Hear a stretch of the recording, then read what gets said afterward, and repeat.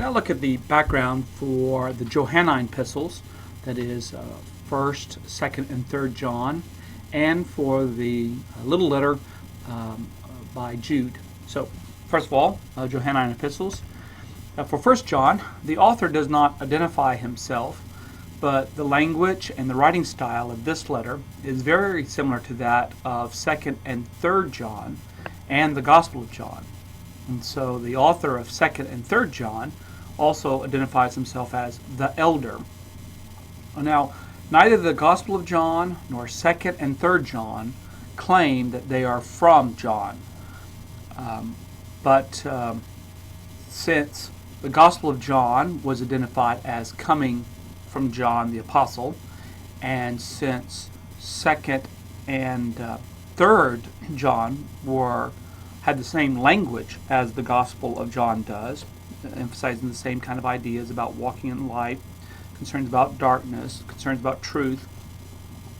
Since it has some of the same themes and ideas, 2nd and 3rd John are connected to the Gospel of John, and the same is true then with 1st John. So all three letters are holding the same kind of themes and ideas that we find in the Gospel, and so all of this together represents the Johannine corpus, materials thought to have come from John the Apostle. The author claims to have been an eyewitness of Jesus. The recipients are not identified, but they are likely Jewish Christians. And I say likely, if the Gospel of John was written to Jewish Christians, as I believe that they were, then so too it's the same community that this letter is being ascribed to. So I take them as well to be a concern with Jewish Christian issues. If John's Gospel and the other letters are written at the same time, then their dates are after AD 70, because the Gospel of John represents a issue that developed after AD 70, namely being cast out of the synagogues. In the story of the blind man, the parents are concerned about being cast out of the synagogue for confessing Jesus as the Christ. And that was an issue after AD 70, not so much before that time. And so part of the concerns of the church are being expressed in the story that the author is telling Jesus. The primary threat is a Christian form of doceticism. Doceticism comes from a Greek word, doset, which means to seem, to appear. And this particular thought taught that Jesus, or that the Son of God, only appeared as a human being, but that he wasn't really a human being. And so people who are holding this view are denying that Christ, that the Son of God, someone divine, can come in the flesh, that he can be fit, that he was physical. And that has to do with kind of the Platonic ideals of that which is spiritual is better than that which is physical, and that God would not contaminate himself or defile himself by being made in the flesh. The stories of 2nd and 3rd John. 2nd John was written by the elder to the elect lady and her children, which is most likely a reference to a group of Christians and their female benefactor, that is, the elect lady. This may be to a particular woman. And this woman has a church in her home, and so she is, these are her children, the Christians there are her children, because she cares for them financially, and whether or not she exercises any leadership role, that's not clear, but she certainly is a person who proper respect is shown by addressing the letter to her. The letter stresses walking in love, keeping the truth about Christ. Again, some of the same kind of false ideas are circulating in this letter, or concerned in this letter, as in with 1st John.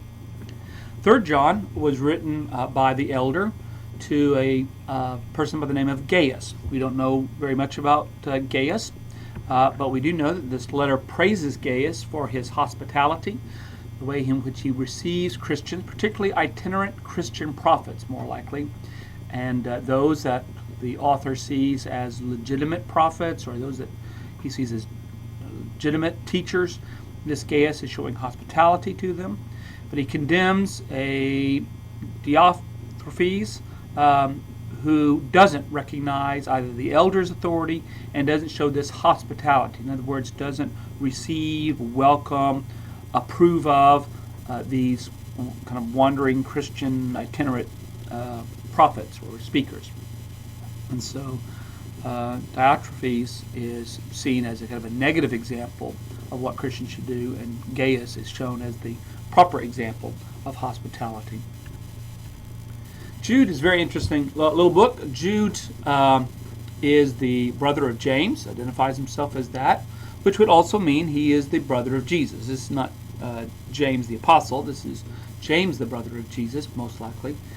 And but it's interesting that he doesn't identify himself as the brother of Jesus. He just chooses to identify himself as the brother of James.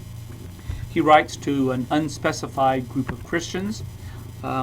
If it was indeed written by Jude, and there certainly are scholars who would deny that this is the case, then it could have been written prior to AD 70. Trying to imagine the age of Jesus' brother, when Jesus is crucified in the 30s. So, 40 more years of life would be a very long time for a peasant like Jude to have lived. So it's unlikely that if this was from Jude that he would have written it after AD 70.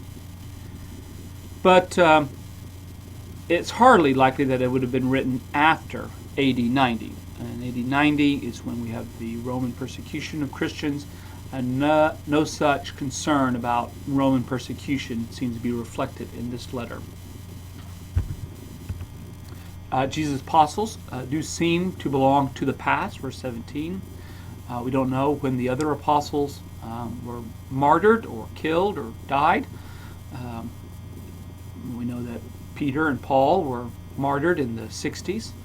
And so if the apostles are in the past, then this would suggest that we're talking about sometime after AD 65. As far as known, Jesus' brothers lived in Palestine, so there's no account of Jude living somewhere else, so the place of writing would likely be in Palestine. It was probably written for Jewish Christians. That's who we would assume. Jude and James seem to be associated with Jewish Christianity. And since it's written in Greek, it's likely that these are Christians, Jewish Christians living in the diaspora, in other words, living outside of Palestine.